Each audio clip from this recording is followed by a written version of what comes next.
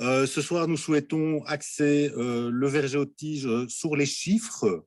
Le verger aux tiges, on peut en parler en tant qu'élément du paysage, élément de biodiversité naturelle, voire agricole. On peut en parler pour de nombreux sujets, on peut en parler historiquement. Mais notre souhait aujourd'hui, c'est d'en parler sur le plan économique et sur les chiffres, car émerge vraiment une nouvelle filière, un retour de la filière du verger aux tiges en Wallonie. Et donc, nous l'observons et nous venons avec les chiffres observés ce soir. Donc, on va parler principalement du verger, ses coûts de plantation, ses coûts d'entretien, les charges de récolte et quelles sont ces filières de valorisation. Donc, on a un ensemble de partenaires qui sont actifs sur cette filière. Je vais vite les citer. Pour ma part, je travaille chez Crédal, qui est une caisse coopérative et agence conseil en économie sociale. Il y a Nata Griwal, avec la présence de Kevin Laming, qui sera là en deuxième partie. Il va vous présenter les aides à la plantation et à l'entretien. Il y a Eva Velg de la Fédération des parcs naturels qui va vous présenter en troisième partie les structures d'appui. Donc, on va être un peu plus long sur les structures d'appui. La jeune ASBL Diversifruits. Alors, je vais citer aussi la SOALFIN, qui est les structures de soutien des PME en Wallonie. Et nous avons un financement de la région wallonne. Et bien sûr, le centre de recherche agricole. Sans eux, on n'aurait plus de filière haute tige. Alors, le retour d'une filière, très rapidement, on a quelques chiffres. À la sortie de la guerre, il y a plus de 75 ans, on savait qu'il y avait à peu près 75 000 vergers répertoriés en Belgique, 75 000 hectares, excusez-moi, répertoriés en Belgique. On peut s'imaginer que c'est à peu près la surface de pommes de terre qui est plantée actuellement en Belgique. Donc, le verger aux tiges était extrêmement présent dans nos paysages. D'ailleurs, il s'associait avec de la pâture. Donc, la pâture était assez traditionnellement plantée de vergers. Et les contours de nos villages étaient entourés de vergers pâture. Alors, ça a été, vous le savez tous, l'hécatombe par la suite. Au tournant des années 2000, on pense qu'il devait y avoir entre 500 et 1000 hectares de vergers haute tige, souvent dans un mauvais état. Tout simplement, il a été rasé, les villages se sont agrandis sur les vergers, et donc c'est le verger Bastige qui a supplanté le verger haute tige. Verger Bastige qui est une toute autre approche de production. Ce sont des fermes qui se sont spécialisées. On a séparé, j'ai envie de dire, le végétal et l'animal. On n'est plus dans un écosystème agroécologique avec le monde animal et le monde végétal. Ce sont des variétés très productives, souvent très sensibles et qui ont évolué avec la recherche phytosanitaire et les produits phyto. Et donc, on est sur quelque chose de très intensif. Le verger haute tige, on est sur quelque chose d'un espace-temps beaucoup plus long. Alors, heureusement, Charles Populaire du CRA a sauvé ces variétés par milliers, je dis bien par milliers de variétés, je parle bien de variétés de cerises, prunes, pommes, poires. Il faut savoir qu'on est un pays où on a beaucoup sélectionné, travaillé. On dit même que la poire moderne vient du Hainaut, a été sélectionnée et créée au 18e. Mais ça, je laisse le CRA pouvoir expliquer toute cette historique. Je vous invite d'ailleurs à aller sur le site diversifruits.be où vous pouvez retrouver une nouvelle bibliothèque des anciens ouvrages qui parlent de nos anciennes variétés fruitières. Et donc, toutes ces variétés ont été sauvées, ont été stockées en paragreffage dans des vergers de conservation, conservatoires à Jean-Blou. Et au milieu des années 80, a été créé Certifruits. Donc, le CRA a continué à faire de la recherche sur ces variétés et à sélectionner 80 variétés qui ont un intérêt économique parce qu'ils sont résistants. Il ne faut pas oublier que ces variétés ont été créées avant les produits phyto, donc nos anciens les choisissaient pour leur résistance. Des variétés qui ont un intérêt gustatif, nutritionnel et commercial. Ce certifruit, vous pouvez retrouver auprès de commerçants et de pépiniéristes à peu près partout sur le territoire. En 2005, la région wallonne finance des vergers conservatoires avec vraiment l'objectif de faire sortir ces variétés de leur station de Jamblou un peu partout sur le territoire. Il y a une soixantaine de vergers conservatoires qui a été mis en place sur le territoire. Il faut savoir que ces vergers conservatoires avaient un but encore de recherche et de sauvetage. Ce n'était pas un but de verger productif. Donc, ces vergers qui maintenant ont 10-15 ans n'ont pas toujours été très, très bien entretenus, mais on ne peut pas s'attendre à avoir un boom de production actuellement. Par contre, depuis une dizaine d'années, par quelques pionniers, des vergers conçus, pensés pour la production sont en cours de plantation. Et donc, ce soir, on vient avec des chiffres observés sur ces vergers. Alors, derrière le propriétaire du verger ou le verger, il y a tout un corollaire de métiers qui s'y greffe, si je me permets, en amont de la pépinière à les entreprises de parcs et jardins qui se spécialisent sur la plantation de vergers aux tiges et le suivi, la taille, l'entretien. Il y a des récolteurs. Alors, des récolteurs, soit le propriétaire du verger va faire appel à des récolteurs pour qu'ils puissent valoriser la récolte, ou alors il y a des personnes qui sont récolteurs, qui vont démarcher auprès des vergers, des propriétaires de vergers, pour leur acheter la récolte sur pied. Et donc ça, c'est aussi un métier en développement, en création, et ces récolteurs ont des filières d'écoulement, soit avec des transformateurs.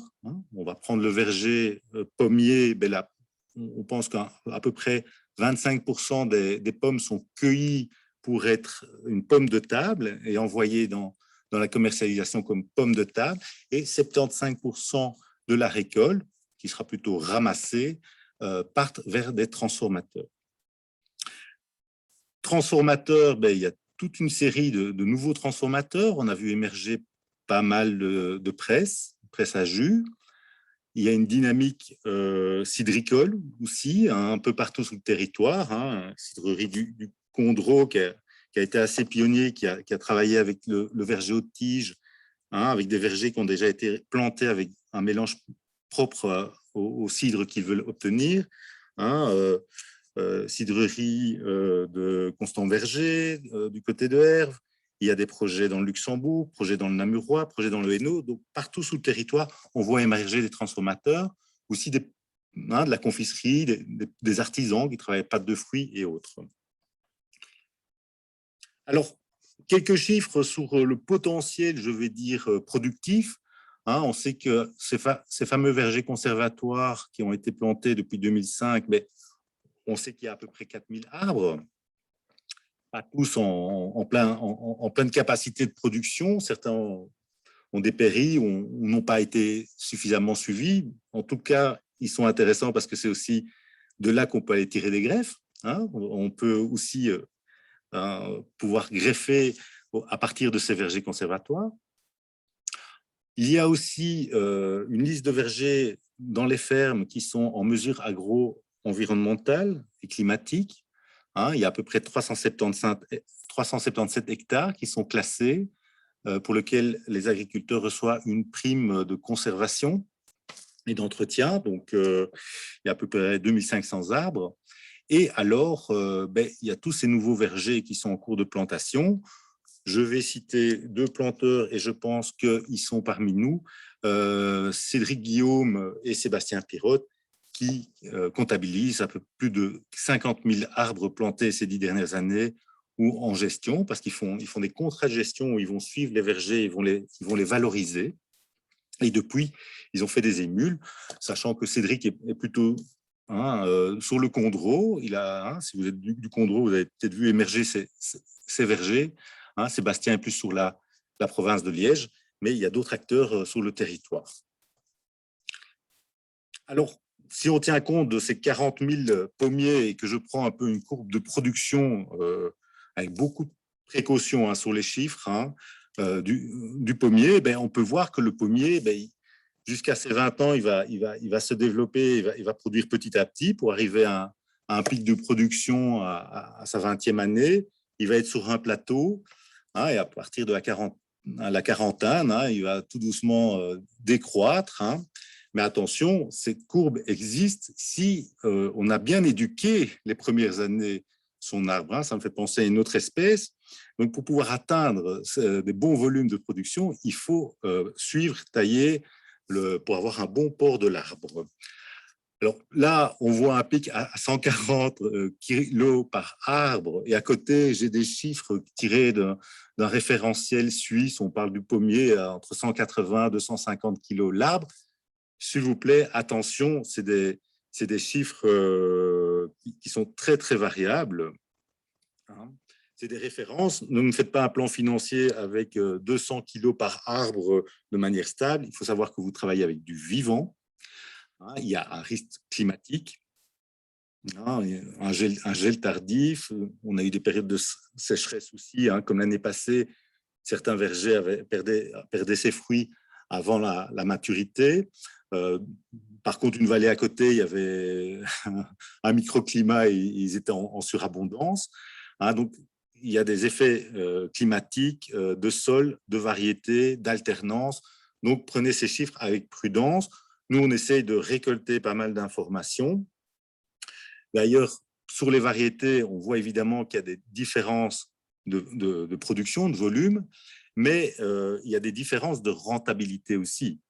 Hein, il y a des variétés où les fruits sont gros, et donc on atteint plus vite un poids avec 4-5 pommes, hein, on atteint le kilo, alors que certaines variétés, il faut en cueillir une dizaine. Et donc forcément, ça prend plus de temps. C'est pourquoi on fait des fiches, on essaie de travailler les chiffres pour se dire que chaque variété devrait même, pour avoir un prix éthique, rémunérateur, chaque variété pourrait avoir un prix différent. Alors, à côté de ces vergers qui émergent, on voit qu'il y a aussi ces outils de transformation. Hein, il y a 2 ans, il y a 3 ans et il y a 1 an, on a lancé un appel à projets pour identifier les projets en région wallonne.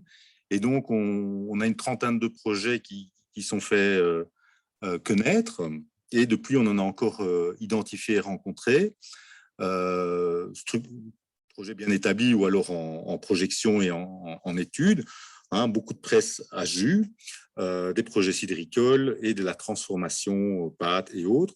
Là, j'ai une carte qui revient de la Fédération Wallonne Horticole où on voit l'ensemble des presses qu'on peut retrouver. Alors, il existe la mobile presse qui peut circuler sur le territoire, ou alors il y a des fermes où il y a des presses où ils pressent pour la ferme, mais ils peuvent faire à façon pour des particuliers ou d'autres fermes ou des vergers d'institutions. Alors, si vous voulez avoir vraiment une activité rentable, de rendement ou de rente avec le verger aux tiges, il faut bien réfléchir à sa plantation, au choix des variétés. Que veut-on faire avec le fruit? Est-ce qu'on veut faire une transformation? Hein, si on veut faire un bon cidre, on va peut-être jouer avec un verger, on va mettre différentes variétés, acidulées, et de l'amertume, variétés sucrées, pour pouvoir avoir un équilibre. Et c'est ce qui va d'ailleurs faire connaître votre cidre, c'est par rapport à son mélange. De même que selon votre région, il y a des variétés qui seront plus tolérantes que d'autres à votre région. Mais alors, prenez-vous à temps. Je ne veux pas créer du stress, mais ça se prépare au moins 1 an à l'avance, un verger. Et surtout qu'il y ait une petite tension pour l'instant sur la fourniture de plants, hein, peut-être pris par les attentes et la demande. Et donc, il y a une augmentation de la production qui va avoir lieu dans les prochaines années en pépinière. Mais en tout cas, préparez-vous assez bien à l'avance sur votre verger. Alors, la plantation du verger, si vous faites une association végétale, il faut voir un peu si vous voulez faire de la pâture, si vous voulez mettre du bovin ou de l'ovin, hein, ou de la volaille, parcours volaille, ça se fait de plus en plus, parcours volaille avec verger, hein, on va faire poulet compote. Vous pouvez avoir des écartements entre les arbres beaucoup avec une certaine différence. Hein. Si vous avez besoin de beaucoup d'air pour vos bovins, vous mettrez peut-être vos pommiers à 12 mètres, que si vous voulez surtout privilégier la production de fruits, vous avez besoin moins d'herbage, mais vous pouvez les resserrer à 8 mètres. De même que si vous voulez passer avec des machines tractées, ben, vous allez peut-être planter en carré plutôt que planter en quinconce. Alors, phénomène assez récent aussi, c'est qu'on voit des agriculteurs qui plantent en alignement sur la production céréalière. Hein, et alors, il y a quelques maraîchers qui font aussi du maraîchage et en association avec du verger haute tige. Alors, réfléchissez aussi lors de votre plantation à rassembler les variétés pendant les mêmes périodes de récolte, éventuellement les espèces. Si vous mettez plusieurs espèces, cerisiers, pommiers, poiriers, essayez de les rassembler, ça vous facilitera évidemment à la récolte. Surtout si vous avez des bêtes, hein, il faut pouvoir retirer les bêtes quand même 2-3 semaines hein, afin qu'ils ne salissent pas votre verger 2-3 semaines avant le ramassage. Surtout le jour de la récolte, là, il faudra que vous retirez vos bêtes. Donc, il faudra réfléchir à clôturer et à créer des parcelles pour votre troupeau. Alors, je ne peux que vous conseiller de faire des visites, hein. Allez voir ce qui se fait. Hein. Diversifruits organise un ensemble de visites toute l'année, autant sur la transformation que sur la plantation, que sur la taille des visites de verger. Alors, oui, il y a aussi un phénomène, hein, on dit qu'il y a à peu près 8 périodes de hâtif à tardif auprès du pommier, donc essayez de mettre les hâtifs ensemble et les tardifs ensemble pour pouvoir faciliter aussi cette récolte. Alors, si on veut venir un peu avec les chiffres, ben on doit parler aussi un peu du foncier. Hein, si vous voulez acheter une terre et la rentabiliser en mettant un verger, sachez que il est difficile de rembourser une terre agricole avec une activité agricole. Hein. Le prix du foncier s'est vraiment envolé ces 20 dernières années. Et il y a vraiment une décorrélation entre ce que la terre peut fournir en richesse alimentaire et par rapport à son prix. Cependant, vous pouvez quand même considérer, si vous voulez considérer une charge par rapport au foncier, considérer le prix d'un bail agricole, il y a les taxes foncières ou alors les intérêts du capital qui auraient été mobilisés dans le foncier. De toute façon, une terre ne s'amortit pas par définition parce qu'elle ne s'use pas par définition. Alors derrière le sol, vous allez faire certainement une analyse qui aura un coût. Alors, les provinces ont toutes des centres qui peuvent vous fournir des analyses. Ce n'est pas très onéreux. Le tout, c'est de voir si vous faites une analyse hydrocarbures, historique phyto. Là, c'est évidemment plus cher. Il existe aussi des laboratoires, évidemment, privés. Alors après, parlons d'aménagement et de plantation. Hein, il y a l'achat du plan hein, qui va tourner autour de 22,45 €. Là, ce sont des chiffres que nous avons observés. Hein, donc, ce ne sont pas des chiffres arbitraires auxquels nous conseillons de vendre. Hein, les vendeurs connaissent mieux leurs coûts, les pépiniéristes, leurs coûts de production et les coûts de commercialisation. Mais voilà, un plan, ça tourne autour de 22,45 €.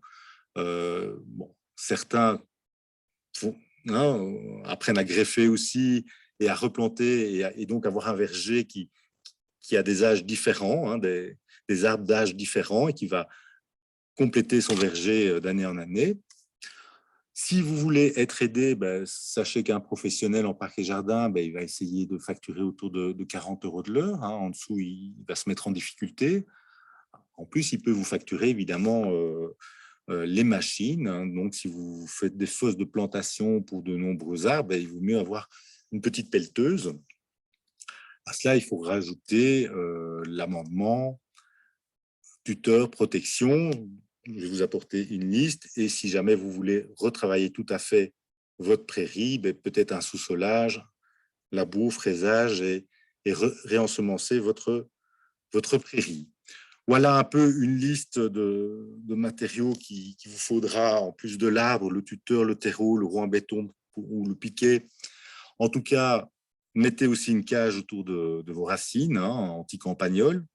Hein, c'est dommage d'avoir passé tant de temps à greffer un arbre, le faire grandir, concevoir son verger pour qu'il se fasse bouffer par les racines par la suite. Hein, sachez que la pâture, c'est vrai que les animaux qui pâturent sur le verger va être un peu aussi une résistance au campagnol, hein, par le tassement. Prairie de fauche, du coup, se prête beaucoup moins au verger, aux tiges. Voilà. Et alors, la protection du bétail, elle va différencier si vous mettez un parcours volaille ou des bovins. Par la suite, vous avez le suivi de ce verger. Hein, donc, au plus vous le suivez, au mieux il va produire. Donc, un jeune verger, on compte à peu près, c'est les chiffres que j'ai tirés des personnes qui gèrent ces vergers, hein, entre 1,5 et 2 jours par an par hectare, sachant que sur un hectare, on met entre 70, 80, 90 arbres. Ça dépend évidemment de cette densité, ce besoin d'herbe, hein, comme je vous ai dit. Un verger en pleine maturité, on va compter plutôt 3 jours par an par hectare, même qu'un verger vieillissant, hein, qui nécessite une taille de régénération, ça peut prendre 3 jours, ça peut être plus long, mais c'est une moyenne que vous pouvez tenir compte dans le coût de l'entretien de votre verger. Donc, un jour d'entretien, ça tourne autour des 200-300 euros pour un professionnel. Il faut savoir qu'il doit avoir aussi une assurance pour travailler en hauteur, donc on est plutôt près des 300 euros, hein, du petit matériel pour pouvoir faire son travail. Et donc, on tient compte comme ça de 4 à 8 euros par an pour les 20 premières années. Et ensuite, on est plutôt sur 8-15 euros par an d'entretien. Hein, on dit qu'un arbre à maturité, il a à peu près coûté 400 euros. Alors, autre coût, ça peut être l'eau. L'année passée, il y a eu sécheresse, donc certains ne s'attendaient pas, mais ont dû arroser leur verger. Donc, si vous avez de l'eau de surface, tant mieux. Hein, mais certains ont dû utiliser de l'eau de l'eau publique, quoi. Donc, ça leur a coûté assez bien. Pour la récolte, donc je vous ai différencié la cueillette du ramassage. La cueillette irait plutôt pour les fruits de table, le ramassage des pommes vers la transformation. Alors, elle se fait à l'échelle, un sac en bandoulière. Après, on trie, on met dans des bacs gerbables. Il existe de la mécanisation, c'est encore peu utilisé en Wallonie, dans les régions en Europe où il y a encore beaucoup de vergers haute tige, on retrouve assez bien de nacelles et d'échelles hydrauliques, Normandie ou en Suisse. Évidemment, ça dépend un peu de la taille, de la densité de votre verger, voire de la densité de verger dans votre région, si vous voulez vous spécialiser dans la cueillette et de vous mécaniser. Alors, le palox, il va plutôt être utilisé pour le fruit de transformation. Alors, quel est le coût de la main-d'œuvre pour pouvoir récolter? C'est très variable du statut du cueilleur. Si vous travaillez avec quelqu'un qui a les assurances pour travailler en hauteur et qui vient des parcs et jardins, comme je vous ai dit, ça peut tourner autour de 200-300 euros la journée. Quant au ramassage, il y a des étudiants qui font du ramassage, les entreprises horticoles peuvent passer par les ALE, il y a des entreprises d'insertion socio-professionnelle qui font du ramassage, certains passent par les mouvements de jeunesse aussi, donc ça peut être des statuts très très différents, donc on ne peut pas vraiment fixer un prix. Comme je vous ai dit, il y a aussi certains récolteurs qui vont plutôt négocier avec les propriétaires de vergers, qui vont donner un prix au poids récolté et qui vont eux-mêmes commercialiser la récolte. Alors, quels sont les rendements de ramassage ou de cueillette? À la main, à l'échelle, on parle de 200-300 kilos par jour pour une personne, mais c'est quelqu'un qui est professionnel, vais-je dire. Et en ramassage, on tourne autour des 700 kilos de ramassage, voire 1000. Ça dépend évidemment du ramasseur, ça dépend aussi de votre verger. Hein, si l'herbe est haute, s'il y a des bêtes dedans, si le verger n'a pas été préparé, hein, les fruits sont difficilement accessibles, et ça peut être une catastrophe évidemment à la rentabilité. Alors, dans certaines régions, on voit qu'il y a une mécanisation du ramassage. Ce n'est pas vraiment encore présent chez nous, mais hein, quand on voit les pics de production qu'on va commencer à avoir à partir de 2025-2030, ben là, il y en a qui pensent sérieusement à se mécaniser. Alors là, il existe tout type de machines, hein, machines assises comme vous avez sur la photo ou en traction, avec des rendements très différents. Et ça, il faut évidemment visiter et aller voir dans les salons et pouvoir comparer avec les fermes qui les utilisent. Alors, quelques chiffres de valorisation de la récolte. Alors, ce sont des chiffres observés. Hein. Je ne dis pas que ce sont des chiffres à pratiquer où tout le monde va se retrouver gagnant. Notre souci, en tout cas dans la dynamique d'accompagnement avec Diversifruit, c'est se dire qu'il faut que chaque acteur de la chaîne de valeur puisse s'y retrouver. Autant le propriétaire de verger que le cueilleur ramasseur qui va valoriser, que le transformateur. Donc, il faut pouvoir avoir une politique de prix si on veut voir les vergers qui se développent, où tout le monde peut s'y retrouver. Alors, le fruit de table, hein, j'ai mis quelques... le sur-pied, vente sur-pied, le propriétaire de verger vend sa production sur-pied, ça se faisait très, très fréquemment avant. Quand il y avait beaucoup de vergers, il y avait beaucoup de négociants qui savaient donner des évaluations de la production sur pied, et qui il tapait dans la main et il achetait la récolte de l'année. On parle de 50 centimes le kilo du fruit de table, pomme. C'est beaucoup plus cher pour les petits fruits comme la prune ou la cerise. Le grossiste va tourner autour de 1,5, 2, 2,8, et le consommateur va avoir un fruit. Alors 2 € le kilo, c'est vraiment pas cher. On conseille d'être plutôt sur des 5 € le kilo.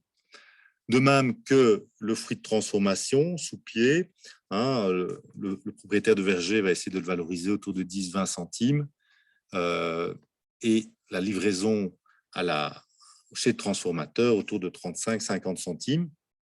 Il faut savoir que le fruit de table, on peut le conserver aussi, on peut le stocker. Que le fruit de transformation, il va directement vers le transformateur. Alors, on peut le stocker. Ce qu'il y a, c'est qu'on a perdu beaucoup de nos connaissances sur les variétés et leur stockage. On peut les stocker en cave ventilée, on peut les stocker en zone frigo ou en atmosphère contrôlée. Il y a même des variétés qui nécessitent d'être consommées 3-4 mois après sa récolte. On parle souvent de la gueule de mouton, qu'on replante assez bien. C'est une variété qu'on consomme en hiver. Alors, est-ce que la culture de verger est rentable? Oui, on a envie de dire mais faites attention, c'est souvent un revenu complémentaire. Vous parlez de la culture fruitière bastige, où des personnes se sont spécialisées et vivent de la production du bastige, que le verger aux tiges, c'est une diversification agricole. Le temps de mise à fruit est assez long. Vous achetez un plant qui a 3-4 ans et c'est à ces 20 ans qui va être à maturité. Les rendements à l'hectare sont beaucoup plus faibles. On peut être sur des 30-40 tonnes à l'hectare sur du verger bastige, mais le verger aux tiges, on est plutôt sur 7, 10, 15 tonnes, mais ça dépend évidemment de la densité. Mais vous avez une autre activité, une activité de pâture.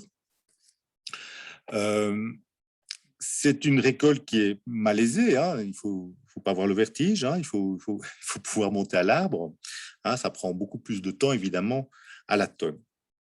Alors,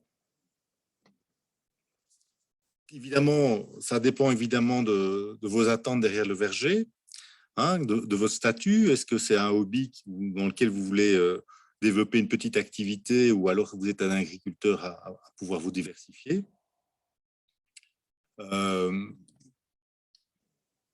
En tout cas, il existe aussi des aides à la production et à la plantation. Et pour cela, je vais laisser Kevin Laming de Natagriwal vous présenter ces aides.